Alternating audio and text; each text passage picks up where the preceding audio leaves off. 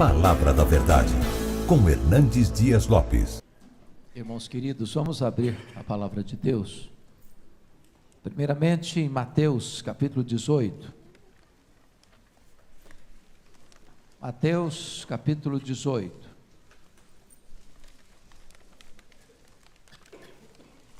Versos 21 e 22.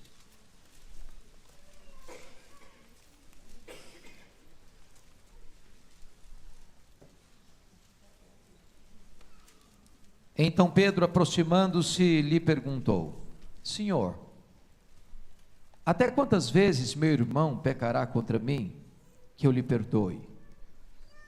Até 7 vezes? Respondeu-lhe Jesus: Não te digo que até 7 vezes, mas até 70 vezes 7. Agora Lucas 17, por favor. Lucas 17.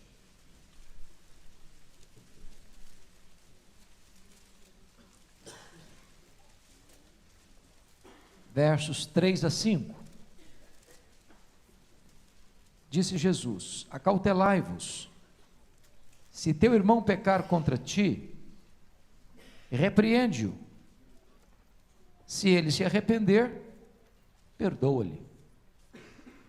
Se por 7 vezes no dia pecar contra ti, e 7 vezes vier ter contigo dizendo: estou arrependido, perdoa-lhe. Então disseram os apóstolos ao Senhor: aumenta-nos a fé. Finalmente, Colossenses capítulo 3. Carta de Paulo aos Colossenses, capítulo 3.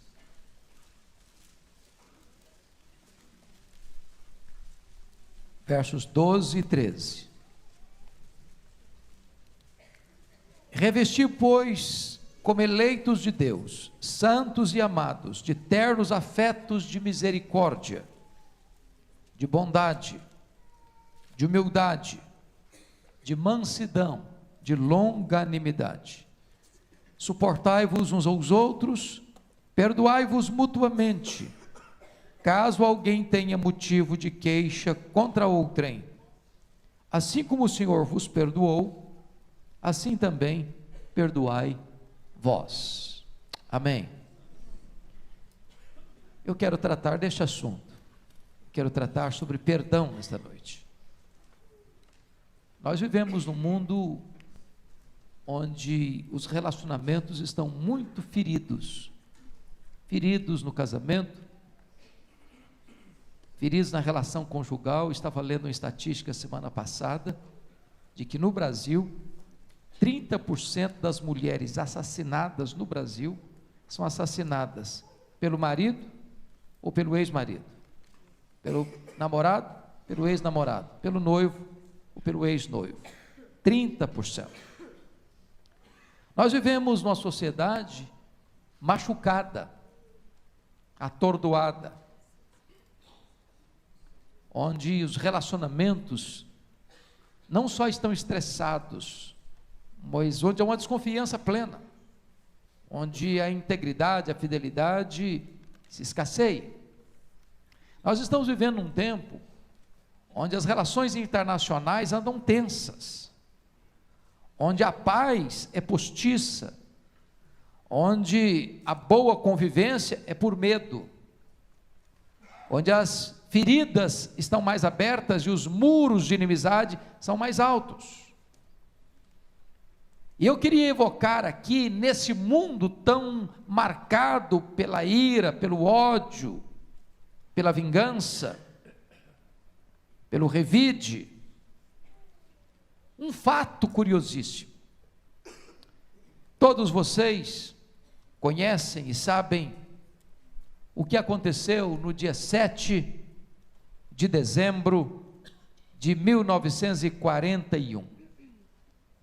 Foi no pleno andamento da Segunda Guerra Mundial, quando um homem chamado Mitsu Fuchida comanda o ataque japonês à frota americana no porto de Pearl Harbor. Um ataque repentino e implacável. trazendo perda de centenas de vidas e de tantos prejuízos. Era um domingo de manhã, e quando a notícia foi dada na América, lágrimas, dor, sofrimento, mas um homem chamado Jack the Chase se apresenta para um ato de vingança, para atacar a cidade de Tóquio, para bombardear a cidade de Tóquio.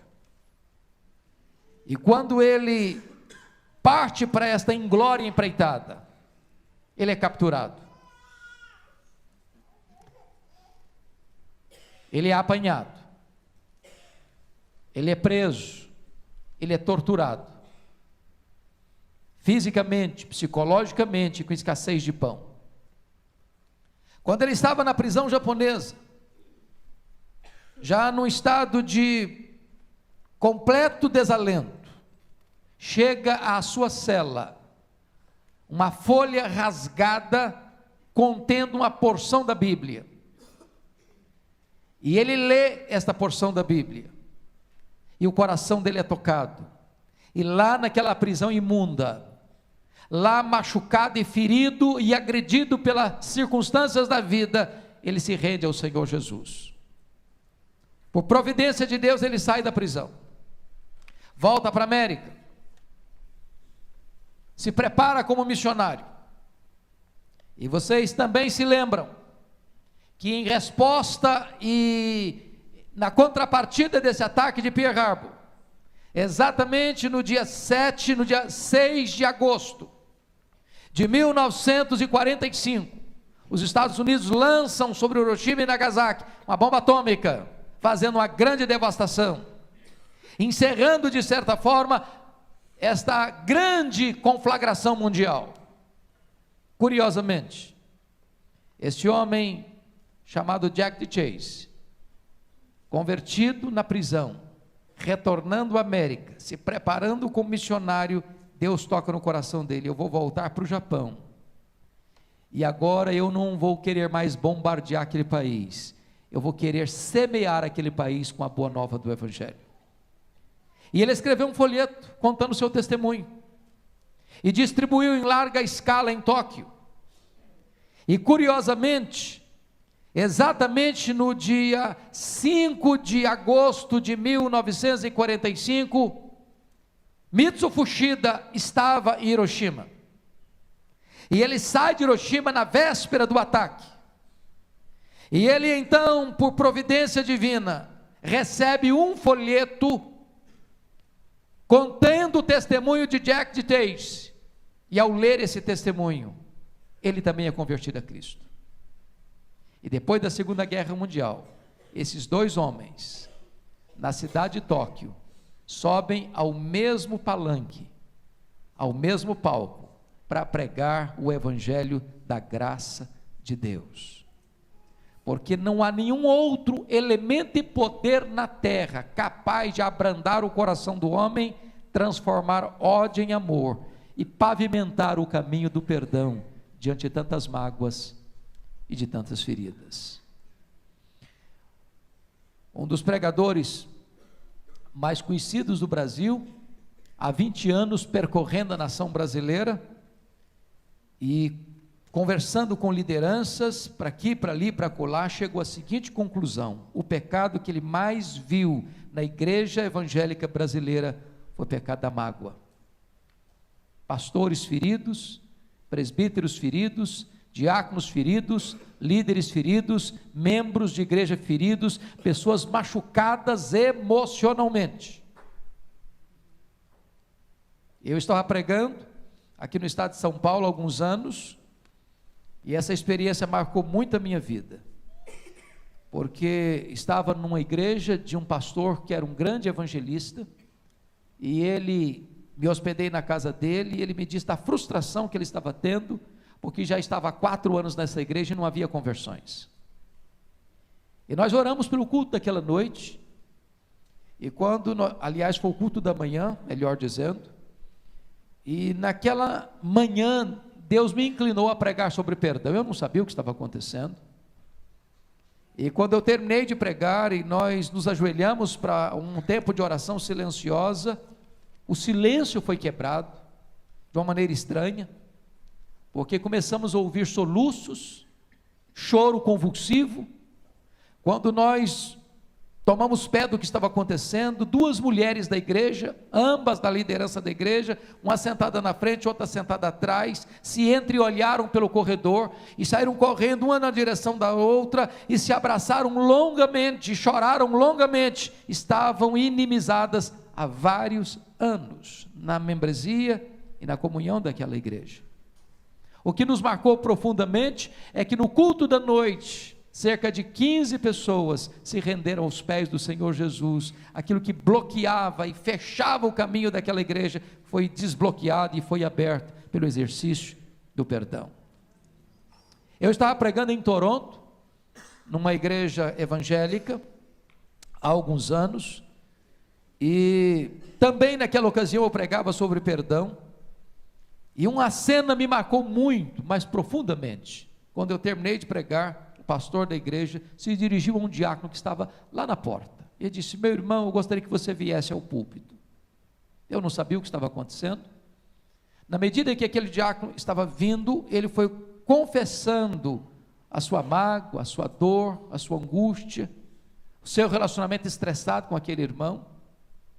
E quando aquele irmão chegou ao púlpito, ambos se abraçaram e choraram demoradamente. O que eu achei maravilhoso é que outros membros da congregação começaram a procurar um ao outro e chorar um com o outro e pedir perdão um para o outro, e Deus fez ali uma espécie de restauração coletiva naquela igreja. Há muitas pessoas machucadas e feridas, há muitas pessoas que guardam mágoas desde a infância, porque foram abusadas, talvez pelo pai, pela mãe, pelo tio, pela tia, por alguém da família, por alguém próxima, e essa mágoa está lá doendo, essa mágoa está lá guardada, essa ferida ainda está sangrando, e não há outra forma de cura e de restauração a não ser pelo exercício do perdão. Eu quero dizer para você, meu amado, que mágoa separa casais. Há divórcios hoje porque as mágoas surgidas na relação não foram tratadas e não foram resolvidas. A mágoa separa irmãos de sangue, como separou Esaú de Jacó durante 20 anos. Separa amigos, como separou Paulo e Barnabé, homens santos de Deus, que não caminharam juntos, por causa de uma desavença. Mágoa separa nações. Você vê até hoje, quando você vai a Israel, um muro que separa Jerusalém de Belém, porque as duas nações que estão ali não convivem, embora convivam geograficamente, não têm relação de amor e de amizade uns pelos outros. Perdão é uma necessidade. Sem perdão não tem cristianismo, sem perdão não tem vida saudável, sem perdão não tem relacionamentos que possam trazer glória para o nome de Deus. Eu concordo com o grande pensador cristão C.S. Lewis. É mais fácil falar sobre perdão do que perdoar. É fácil fazer um sermão sobre perdão, é fácil dar um estudo bíblico sobre perdão, é fácil fazer um discurso sobre perdão, até você ter alguém para perdoar. Então, à luz dos textos que nós lemos, eu gostaria de trazer para vocês uma mensagem da parte de Deus sobre perdão. A primeira mensagem, primeira lição desse texto é a necessidade do perdão. Então vá comigo para Colossenses capítulo 3, versículo 13. E eu peço a você que em voz alta, em uníssono, com voz bem forte, bem eloquente, façamos novamente a leitura desse texto. Colossenses 3,13, toda a igreja comigo, por favor. Suportai-vos uns aos outros, perdoai-vos mutuamente, caso alguém tenha motivo de queixa contra outro. Assim como o Senhor vos perdoou, assim também perdoai vós. Nós devemos perdoar, em primeiro lugar, irmãos, porque o texto diz que muitas vezes, ou algumas vezes, pode ter o caso de alguém ter motivo de queixa. contra outrem. Sabem por quê? Nós não somos perfeitos. Nós não viemos de uma família perfeita. Nós não nos casamos com uma pessoa perfeita. Nós não temos filhos perfeitos. Nós não frequentamos uma igreja perfeita. Nós não temos pastores perfeitos. Nós não temos uma liderança perfeita. Nós não vivemos numa sociedade perfeita. Nós decepcionamos as pessoas e as pessoas nos decepcionam. Nós ferimos gente e gente nos fere. Nós falamos muitas vezes o que nós não gostaríamos de ter falado, mas falamos. Além do mais, existem ruídos de comunicação. Você fala uma coisa, a pessoa entende outra. E por esta razão, há muitas situações e circunstâncias que podem nos levar a falhar uns com os outros, a termos queixas uns dos outros. A igreja não é uma comunidade perfeita. Nós erramos uns com os outros. É por isso que enquanto estivermos aqui, nós precisaremos exercer perdão. Lá no céu não vai ser preciso mais perdão. Lá não vão ser perfeitos. Mas aqui precisamos exercitar perdão. Temos queixas uns dos outros. Segundo lugar, devemos perdoar, irmãos, porque nós recebemos uma nova vida. No versículo 12, você diz: revesti-vos, pois, como eleitos de Deus. Faz parte agora dessa nova natureza que você recebeu, um outro coração, uma nova mente, um outro estilo de vida. Você se despoja de ira, de mágoa, de ressentimento, de vingança, de coisas ruins da sua vida, e você veste agora uma nova roupagem espiritual, marcada por quê? Por afetos de misericórdia, de bondade, de humildade, de mansidão e de longanimidade. Nós recebemos uma nova vida, e nessa nova vida o perdão está incluído. Se você é um crente, se você é um cristão, se você nasceu de novo, faz parte da sua vida perdoar. É agir como José do Egito agiu. Ele foi injustiçado pelos seus irmãos, ele foi humilhado. Passaram-se 22 anos. Quando os seus irmãos vieram ao Egito, e ele se revelou a eles oportunamente, e trouxe-os para o Egito, diz a Bíblia que José lhes deu a melhor terra do Egito. Mas por que ele fez isso? Porque antes disso, quando ele se casa no Egito, e nasce o primeiro filho, ele bota o nome daquele menino de Manassés. E o que significa Manassés? Deus me fez esquecer. Eu perdoo. Toda vez que José olhava para o seu primogênito, ele dizia assim: eu perdoo, eu perdoo, eu perdoo. Perdão é uma decisão. É uma decisão. Não é uma questão de sentimento, não é uma questão de emoção, é uma questão de decisão. Eu resolvo perdoar. Foi isso que Jesus Cristo fez, quando ele estava lá na cruz, sendo cuspido, sendo esbordoado, sendo colocado ali vinagre para ele, humilhado, vilipendiado, tendo ele poder de vingar-se de seus exatores, ele diz: Pai, perdoa-lhes.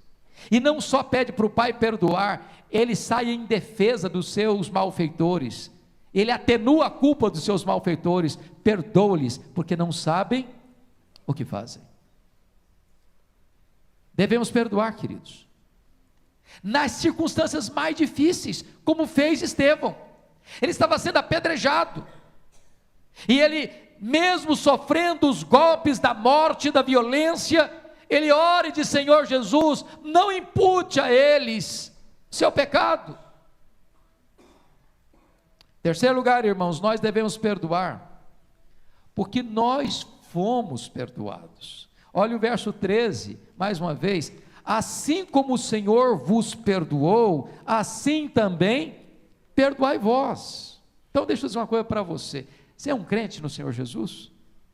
Se você é um crente no Senhor Jesus, você já foi perdoado. Não tem crente sem ser perdoado. Ninguém entra no céu sem ser perdoado. Ninguém. Como é que Deus perdoou você? Primeiro, Deus perdoou você completamente, ou seja, perdoou de tudo. Segundo, Deus perdoou você eternamente, ou seja, para sempre.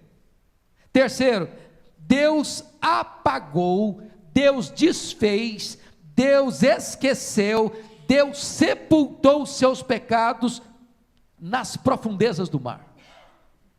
Deus desfez o seu pecado como névoa. Deus jogou para trás de suas costas os seus pecados e as suas transgressões. Deus lança, diz a Bíblia em Miqueias 7:19, os nossos pecados nas profundezas do mar. E Corre Tembum acrescenta o seguinte, e bota ali uma placa: é proibido pescar aqui. Deus é o Deus que perdoa e nunca mais se lembra dos nossos pecados. E agora a Bíblia está dizendo que assim como Deus perdoou você, você deve perdoar.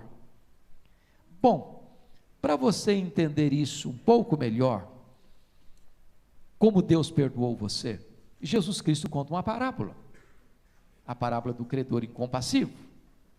E ele fala de um rei que estava acertando conta com seus súditos e encontrou um deles que lhe devia 10.000 talentos. E esse homem não tinha como pagar 10.000 talentos. E o rei então mandou vender a sua família para quitar a dívida. E o homem pediu misericórdia e o rei resolveu perdoar a ele a dívida dos 10.000 talentos. E esse homem que recebeu um tão grande perdão, lá na frente, encontra um conservo que lhe deve 100 denários. E esse conservo que lhe deve uma mixaria de 100 denários, não tem com que pagá-lo. E ele agarra esse homem, diz: paga o que você me deve. E esse homem pede misericórdia, como ele pedira lá atrás, e ele não tem misericórdia daquele que lhe deve 100 denários. E diz a Bíblia que o rei, escutando essa conversa, mandou chamá-lo e disse: servo malvado, eu perdoei a você 10.000 talentos, você não pode perdoar o seu conservo 100 denários, pois você vai ser entregue aos verdugos, você vai ser entregue aos flageladores, até que você pague o último centavo. E a parábola termina Jesus dizendo assim: assim vosso Pai Celeste vos fará, se do íntimo não perdoardes uns aos outros. O grande problema dessa parábola para nós, é que Jesus usa uma moeda que não é a nossa, e nós ficamos um pouco confusos para entender exatamente o que ele está falando. O que significa 10.000 talentos? Um talento são 35 quilos de ouro. 10.000 talentos são 350 mil quilos de ouro. Eu estava dando uma olhadinha hoje no preço do ouro, está R$ 132 o grama. Então, na linguagem de hoje, eu estou falando em torno de 46 bilhões de reais. Naquela época, o salário era 1 denário por dia. Para um homem juntar 10.000 talentos, ganhando 1 denário por dia, esse homem teria que trabalhar na época em torno de 150 mil anos. Aí você faz uma pergunta: por que Jesus usa uma parábola com uma cifra tão exagerada? Para ilustrar um ponto importante. Esse é o tamanho da sua dívida com Deus, da minha dívida com Deus. Sabe o que significa isso? A nossa dívida com Deus é impagável, e Deus nos perdoou completamente. E agora Paulo está dizendo que você e eu devemos perdoar, assim como Deus em Cristo nos perdoou.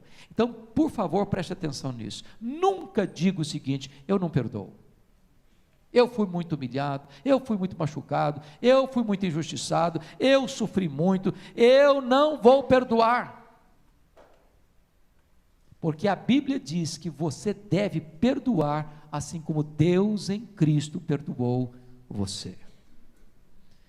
Pois bem, amados, por que você deve perdoar? Porque se você não perdoar, a sua vida trava.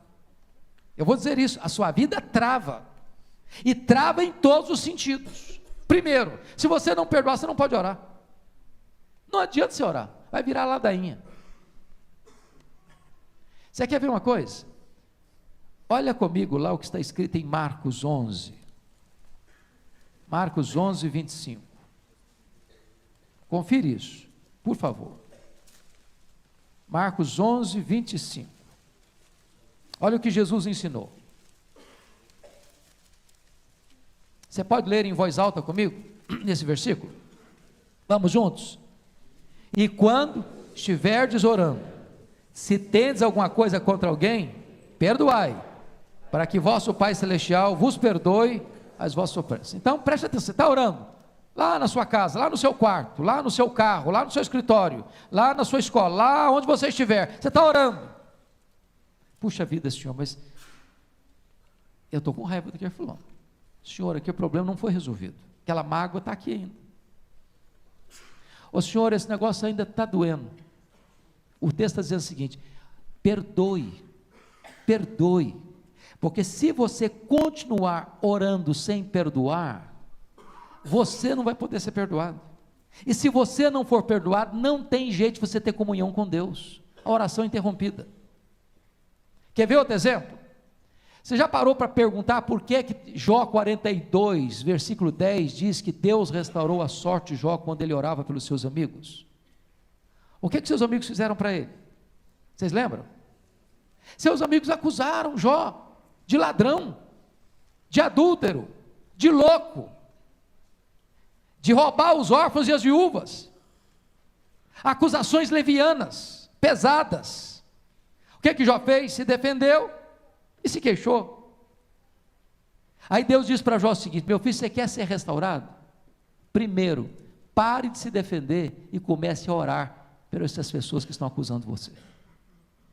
Mas você não consegue orar por alguém e ter mágoa dela ao mesmo tempo. Então, para você orar por alguém, a primeira coisa que você tem que fazer é perdoá-la, porque se você não perdoa, a sua oração é interrompida. Você quer ver outra coisa? 1 de Pedro, capítulo 3, versículo 7. Abra lá, por favor, só para dar uma olhadinha comigo. Primeira carta de Pedro, 3, versículo 7.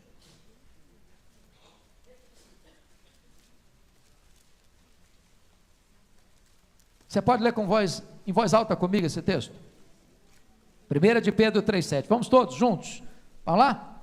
Maridos, vós igualmente, vivei a vida comum do lar, com discernimento, e tendo consideração para com a vossa mulher como parte mais frágil, tratai-a com dignidade, porque sois juntamente herdeiros da mesma graça de vida, para que não se interrompam as vossas orações. Então preste atenção aqui, maridão.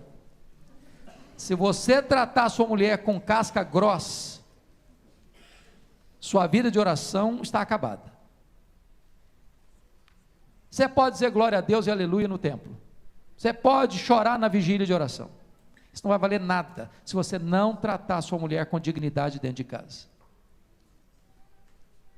Se você não for amável com ela, se você não tratá-la com sensibilidade, suas orações são interrompidas. Se você não perdoar, meu amado irmão, outra coisa que não adianta é o seu culto. Está escrito isso lá em Mateus 5, 23, 24, se você trouxer a sua oferta para o altar, lembrar que alguma coisa, você tem alguma coisa contra alguém que tem alguma coisa contra você, deixa a oferta, vai lá, resolve o problema, depois vem e faz a sua oferta, porque antes de Deus aceitar o seu culto, Ele precisa aceitar a sua vida. Você não pode adorar a Deus. Terceiro, se você não perdoar, sabe o que vai acontecer com você? Você não vai poder ser perdoado por Deus. Foi assim que Jesus ensinou: Pai, perdoa-nos as nossas dívidas, assim como nós perdoamos aos nossos devedores. Se você está guardando mágoa no seu coração, nessa oração você está pedindo juízo de Deus sobre a sua cabeça e não perdão. Você está pedindo para que Deus trate com você do mesmo jeito que você está tratando com a pessoa. Quarto lugar, se você não perdoar, você vai adoecer fisicamente. Ô irmãos, convenhamos, muitas das doenças que assolam a nossa população hoje, são as chamadas doenças psicossomáticas, são mágoas não tratadas, são tensões não resolvidas, são estresses relacionais não curados. Isso vai somatizando, e a pessoa adoece. Por isso está escrito em Tiago 5,16 assim: confessai, pois, os vossos pecados uns aos outros, para serdes curados. Tem mágoa, resolva. Tem pendência, acerte. Tem ferida aberta, cure. Não passe por cima, não sepulte um problema vivo. Não atropele as pessoas, não fira as pessoas, não machuque as pessoas. Resolva perdoar para que você seja curado. Quer outro exemplo? 1 Coríntios 11:30, aquela igreja de Corinto era uma igreja que tinha partidos, que tinha brigas, que tinha disputas, que tinha tensões internas, e a Bíblia diz que aqueles crentes, em vez de resolver os problemas, acumulavam os problemas, e Paulo começa a dizer que eles iam participar da ceia, com todas essas pendências, e tinha gente fraca, e tinha gente que já estava morta, porque não trataram dos problemas relacionais, com o exercício do perdão. Mas finalmente, se você não perdoa, sabe o que vai acontecer com você? Você vai ser entregue aos flageladores, aos verdugos da consciência. Você não vai ter paz, porque guardar mágoa, meus irmãos, é uma insanidade. Guardar mágoa é a mesma coisa de você beber um copo de veneno pensando que o outro é que vai morrer. Guardar mágoa é você viver no cabresto do outro. O outro domina você, controla a sua mente, controla os seus pensamentos, controla os seus sentimentos. Você não se liberta dele. Você vai conviver com quem você não gostaria de conviver 24 horas por dia. Você vai chegar em casa cansado e a pessoa vai dormir do seu lado e virar o seu pesadelo. Você vai chegar em casa com fome e a pessoa se assenta à mesa com você e tira o seu apetite. Você vai sair de férias com a família e a pessoa pega carona com você e estraga as suas férias. A única maneira de você ser livre é perdoar. Não tem cristianismo sem perdão. Mas vamos ao segundo ponto dessa mensagem, a medida do perdão. Olha comigo Mateus 18, 21 e 22 agora, o segundo texto que lemos. A questão é, perdoar sim, ok, tudo bem, chego à conclusão que eu devo perdoar mesmo, mas até quando? Até quando? Tem limite esse negócio? Foi a grande pergunta de Pedro. Ô Senhor, ok, até quando eu devo perdoar? Até 7 vezes? E o Pedro foi assim, muito otimista, muito crente, muito espiritual. E quase que ele esperava um elogio de Jesus. Parabéns, Pedro, você é um cara batuta, você é um cara crentão mesmo. Só que Jesus o choca com a resposta: não, Pedro, não é até 7 vezes, é até 70 vezes 7. Atordoou Pedro, porque na verdade Jesus não está fazendo conta, Jesus está tratando de matemática, de cifras. Jesus está dizendo que o perdão é ilimitado. Sabe por que é ilimitado? Porque a Bíblia nos ensinou, lá em Colossenses 3,13, que assim como Deus em Cristo nos perdoou, nós também devemos perdoar. E eu pergunto a você, qual é o limite do perdão de Deus para a sua vida? Você já parou para pensar o seguinte, se Deus dissesse assim, olha, fulano, eu te perdoo, ok. Agora, se você der mais uma cochilada, já era. Se Deus falasse isso com você, o que você faria? Está perdido. Se você der mais um escorregão, está fora. Se você perder o controle emocional mais uma vez, riscado o meu mapa. Se você pecar de novo, você não entra no meu céu. O que aconteceria conosco? Estaremos todos arruinados.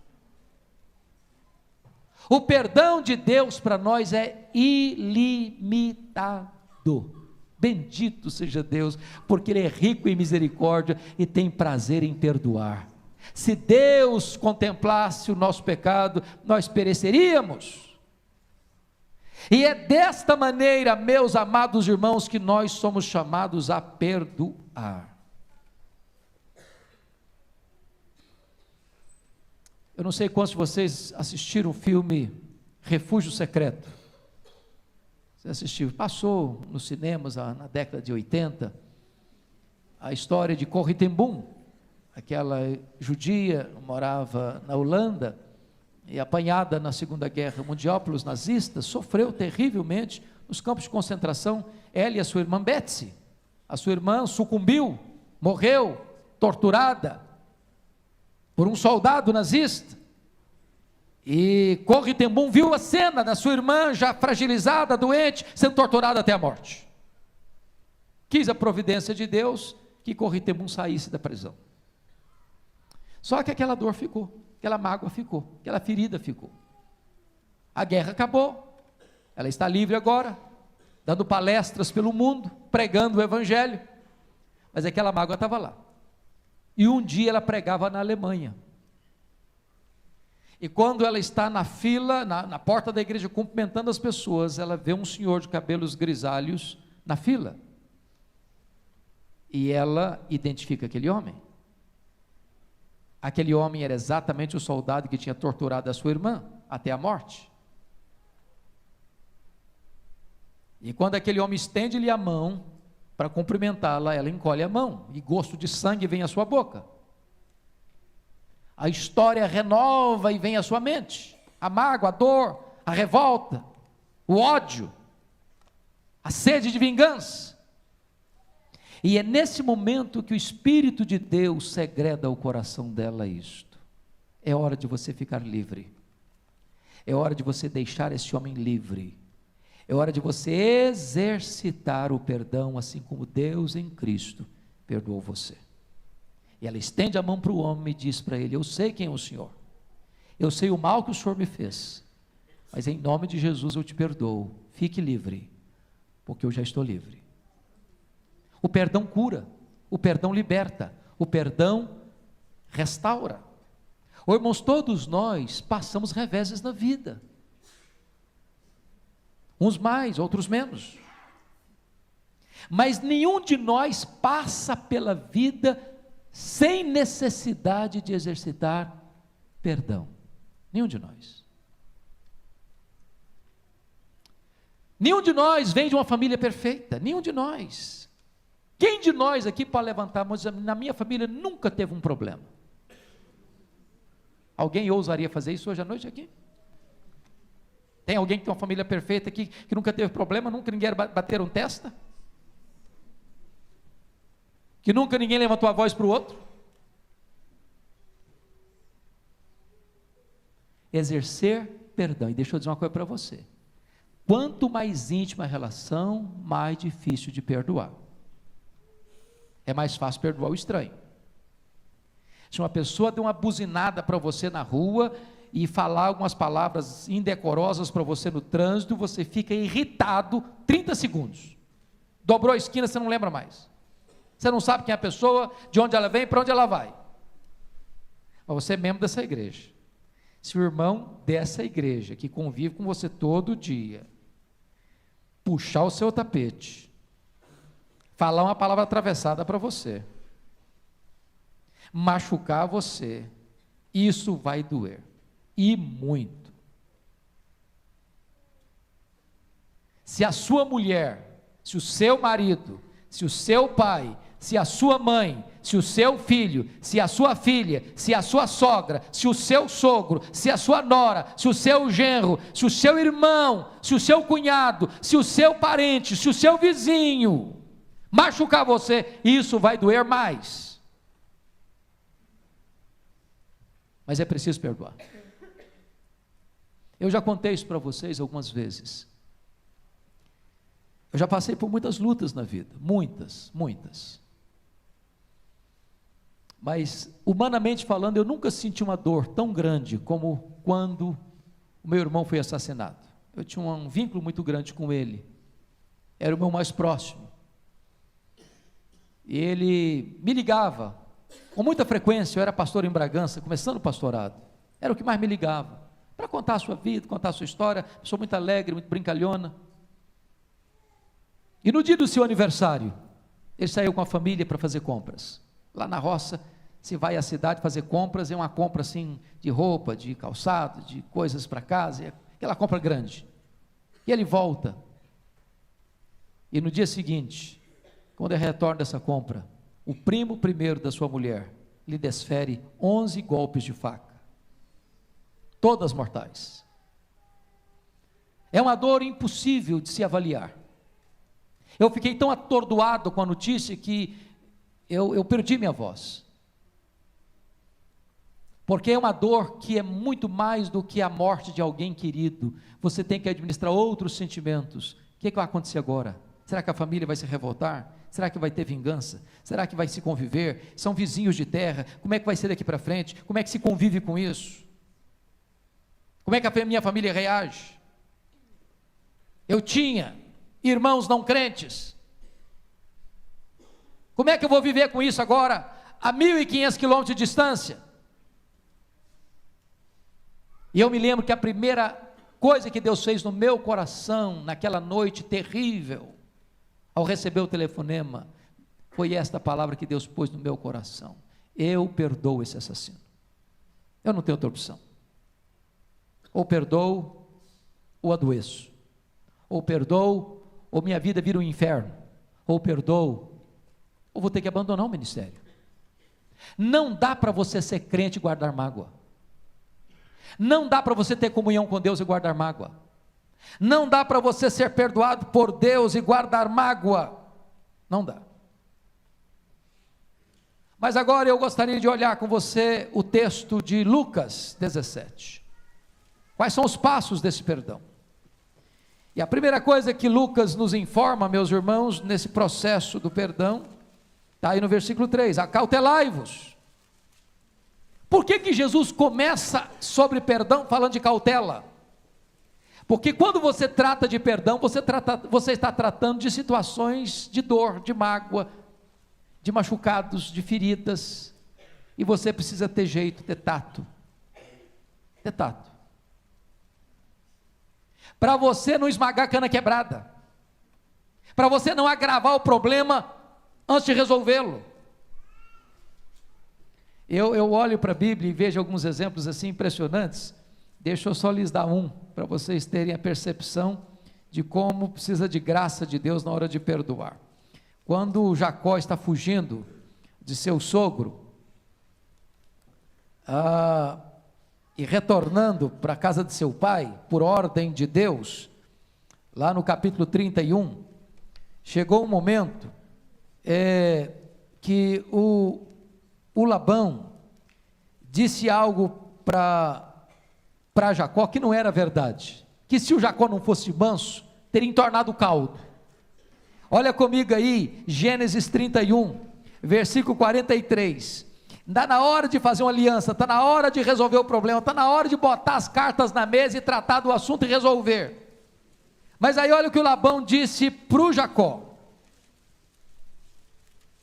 Já tinham lavado roupa suja em casa, tinham botado toda a mágoa para fora, de 20 anos de engano, de mentira, de trapaças e de mudança de salário, aquela coisa toda. Aí o Labão diz assim para Jacó: as filhas são minhas filhas, os filhos são meus filhos, os rebanhos são meus rebanhos, e tudo o que vês é meu. Que posso fazer hoje a estas minhas filhas, ou aos filhos que elas deram à luz? Vem, pois, e façamos aliança. Você já percebeu? Fazer aliança assim é complicado. Eu arrependo você, ele falou: vamos fazer uma aliança. Ele chama os netos de meus filhos. Tudo é meu. Esse rebanho aqui não era dele, era do Jacó. Isso aqui é meu. Essas meninas são minhas. Esses filhos aí são seus filhos. Não, são meus filhos. Você conhece avô que quer ser dono dos filhos? Meus filhos. Não são meus netos, não. São meus filhos. Se o Jacó não fosse manso, antes de propor aliança, tinha dado mais uma briga. Então cautela, meu irmão, cautela na hora de conversar. Porque tem gente que vai começar para propor um perdão, falou: olha, eu sou muito crente, eu sou muito espiritual, eu sou um homem de Deus, sou uma mulher de Deus, portanto eu resolvo perdoar você que é um crápula. Pronto. Ai.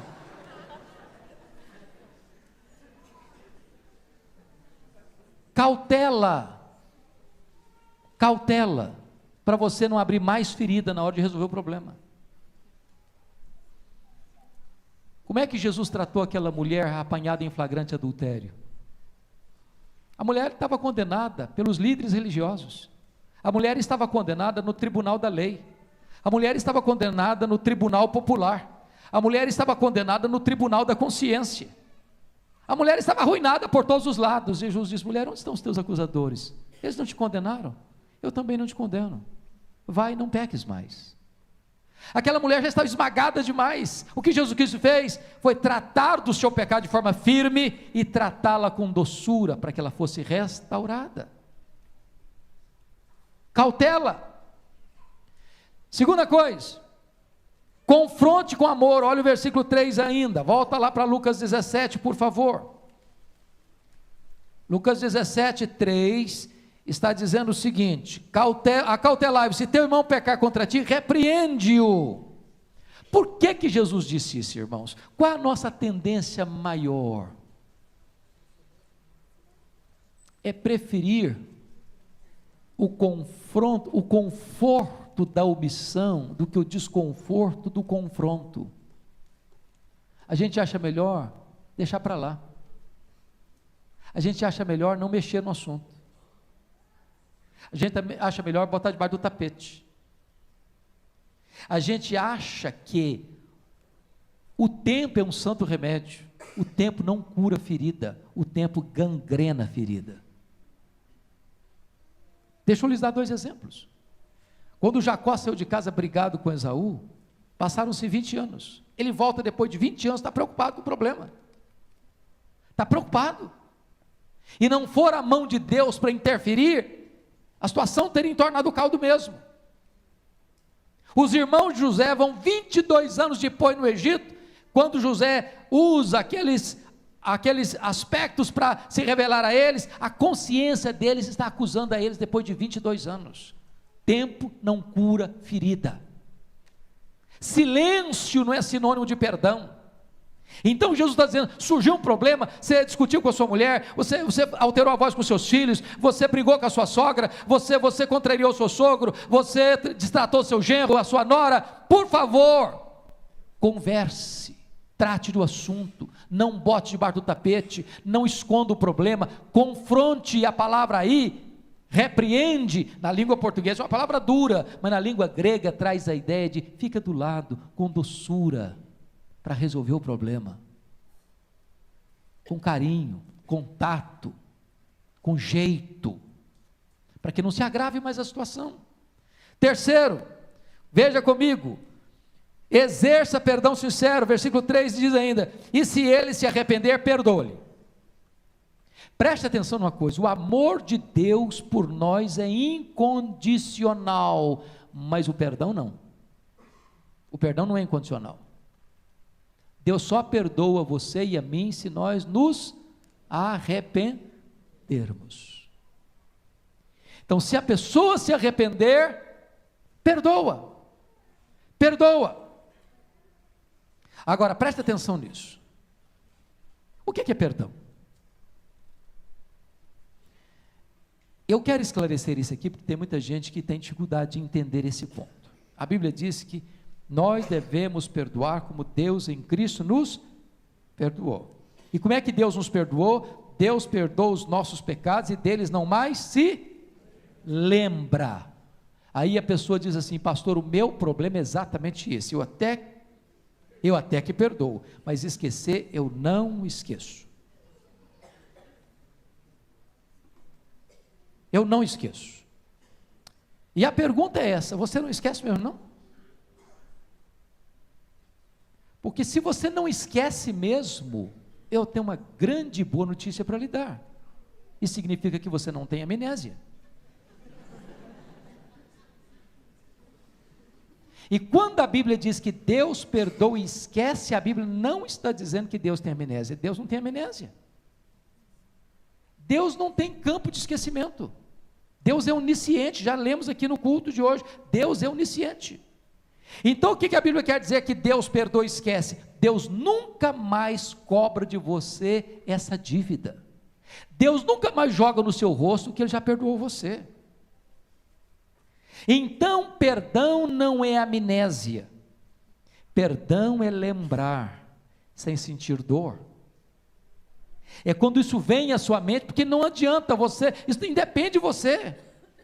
Se você me perguntasse, meu irmão morreu em 82, eu quase toda semana me lembro. Quase toda semana eu me lembro, mas quando isso vem à minha mente, eu digo, essa dívida está paga, não deve mais nada, eu não cobro mais, eu não sofro mais, porque esse assunto já está resolvido, eu resolvi perdoar. É lembrar sem sentir dor. Agora, deixa eu lhe dizer uma coisa importante aqui. Vamos imaginar que você teve um problema com fulano Beltrano. Essa pessoa nunca se arrependeu. Essa pessoa nunca veio pedir perdão. Essa pessoa nunca aceitou o seu perdão. Quer dizer que você vai para a eternidade com uma pendência? Não, não. Eu não sei se as pessoas que apedrejaram Estevão se arrependeram do que fizeram. Senhor Jesus não lhes impute esse pecado. Eu não sei se as pessoas que estavam lá zombando de Jesus na cruz mudaram a posição delas. Pai, perdoa-lhes, porque não sabem o que fazem. Tem hora que o perdão é unilateral. Sabe o que significa isso? Ainda que a pessoa não tenha se arrependido, ainda que ela não tenha aceitado o seu perdão, você tirou do seu coração, espremeu aquele pus, você está livre. Livre. Agora o problema não é mais com você, é com a pessoa. Mas eu termino. Como é que deve ser esse perdão? Quais são os predicados desse perdão? Primeiro, note você no versículo 4. Se por 7 vezes no dia pecar contra ti, 7 vezes vier ter contigo, dizendo, estou arrependido, perdoa-lhe. É claro que Jesus cria uma circunstância aqui, para lá das impossíveis. Eu não conheço nenhum caso de alguém que tenha falhado com a pessoa uma vez, foi pedir perdão. Aí falhou no mesmo dia, outra vez foi lá e pediu perdão. Aí falhou a terceira vez, no mesmo dia, foi lá e pediu perdão. Aí falou 4 vezes, foi lá e pediu perdão. Ah, você diz, não aguento mais também, né? Você está de brincadeira. O que Jesus estabelece aqui é uma situação de impossibilidade. Mas ainda que seja um fato extremo desse, perdoa. O perdão é ilimitado. Mas note o versículo 4 ainda, se por 7 vezes pecar contra ti, 7 vezes vier ter contigo, dizendo estou arrependido, perdoa-lhe, restaure. Significa, irmãos, que quando há perdão, há restauração. Pense comigo se Deus fizesse assim comigo, tá bom, eu te perdoo, mas não quero saber de você mais. Pense comigo se você tomasse a atitude que Davi tomou em relação a Absalão, pode voltar para Jerusalém, mas eu não quero ver a cara dele. Isso não é perdão. Perdão implica em restauração. É o que Deus, na parábola do filho pródigo, conta, que o pai recebe o filho, abraça o filho, beija o filho, dá anel para o filho, dá sandália para o filho, dá roupa nova para o filho, faz uma festa para o filho. Isso é o que Deus faz com você, e é isso que você e eu devemos fazer uns com os outros. E eu termino aqui então, fazendo algumas aplicações práticas. Porque quando Jesus termina esse assunto, ele é tão assim sensível, que os discípulos olharam para Jesus e disseram assim, então Senhor, já que o negócio é desse jeito, aumenta-nos a fé. Não, o Senhor está pegando pesado demais, o preço muito alto, o Senhor está botando um nível muito alto, então Senhor, nós só queremos dizer uma coisa para o Senhor, do jeito, nós não temos capacidade para isso não, então já que é desse jeito, o Senhor aumenta a nossa fé. Sabe o que significa isso, querido? Perdão é um ato da graça de Deus. Você não perdoa porque você é um cara bonzinho, não. Você não perdoa porque você teve uma formação familiar linda, maravilhosa, não. Você não perdoa porque você é tão meigo, tão dócil, assim, tão gentil, não. Você só consegue perdoar porque a graça de Deus é que capacita você a isso. Só Jesus pode capacitar você a perdoar. Só Jesus. Concluindo, como é que a gente faz para fazer na prática isso? Primeira coisa que eu recomendo a você, rejeite ideia de desforra, viu, irmão? Tem gente que faz assim, ele vai me pagar, a hora dele vai chegar. Conhece gente assim? Tem ninguém assim aqui, né? Segundo, tome iniciativa, filho, tome iniciativa. Ah, mas eu fui injustiçado, não importa, tome iniciativa. Procure, dê o primeiro passo, seja humilde. Terceiro, Não envolva outras pessoas. Ô irmãos, o que mais acontece na igreja é isso. Eu estou magoado com o José, ou com o Antônio, ou com o Manuel, mas eu tenho que dizer aqui para o Tiago que eu estou magoado com o José, sabe? Porque o Tiago, o José me machucou muito, me feriu muito, eu estou muito magoado com ele, camarada. E aí eu boto o Tiago no meio da história. Não envolva outras pessoas, meu irmão. Não faça da tensão que você tem com a pessoa um motivo de fofoca na igreja, nem na sua família, nem no seu trabalho. Vá direto à pessoa. Se o teu irmão pecar contra ti, vai não ao vizinho dele, vai a ele. Resolva o problema na raiz. Resolvido o problema, não se contar para ninguém que você brigou com fulano, com Beltrano, com ciclano, não. Está resolvido. Está resolvido. O amor, diz a Bíblia, cobre multidão de quê? De pecados. Mas, finalmente, não exige justiça, não. Exerça misericórdia. Sabe o que significa isso? Você só perdoa quem machucou você, quem falhou com você. Se a pessoa não falhou com você, não precisa perdoar. Para que perdão? Às vezes a gente canta um cântico assim: eu te perdoo, meu irmão. Aí você pergunta: o que eu fiz para você, porque você está me perdoando? Eu não sei. Perdão é uma coisa que exige erro. Se você não errou comigo, eu não vou te perdoar. Para que perdoar? Você não errou comigo? A gente canta umas coisas assim, que às vezes é até bonito de cantar, mas fica pendente uma coisa: eu te perdoo. Mas por quê? Por que eu te perdoo? Você nunca me machucou? Você nunca falou mal de mim? Então preste atenção nisso. Você não vai exigir justiça, você vai exercer misericórdia. E mais, sofra o dano. É melhor você sofrer o dano do que continuar uma briga. Sofra o dano. Porque quando você sofre o dano, para restaurar, para curar, para reconciliar, Deus honra você e abençoa daqui para frente a sua vida. A Bíblia diz que aquele que anda com Deus, Deus reconcilia com ele os seus inimigos. Eu quero orar com vocês essa noite. Então feche os seus olhos.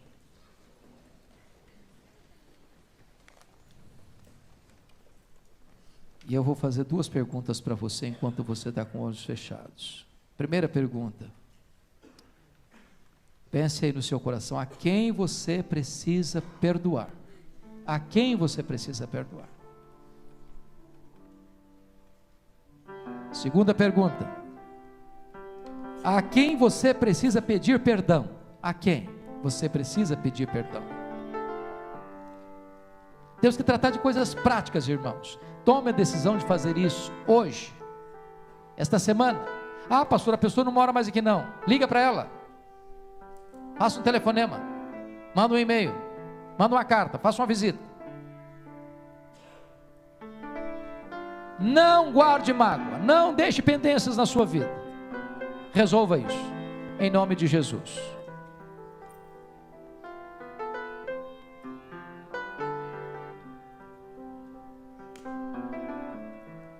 Se você quer colocar essa causa diante de Deus em oração, eu quero orar por você.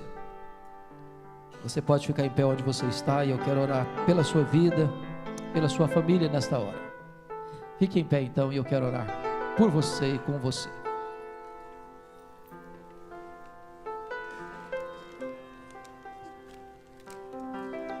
Senhor, nós estamos na tua casa, na tua presença, sob a luz da tua palavra, e nós todos estamos aqui na mesma condição.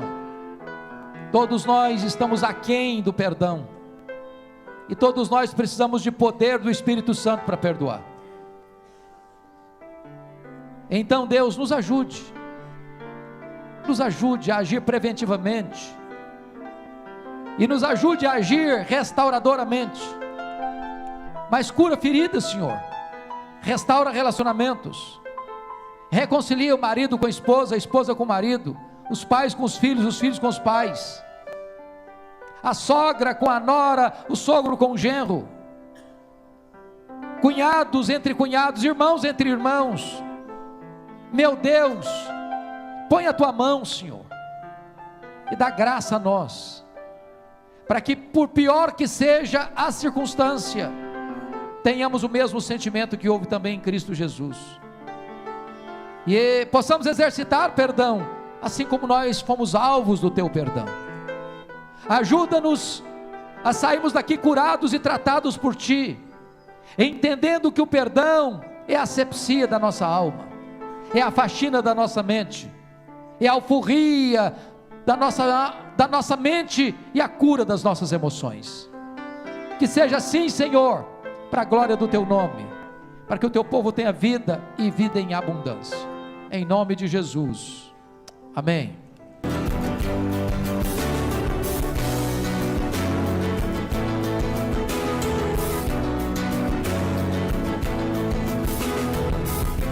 Palavra da Verdade, com Hernandes Dias Lopes.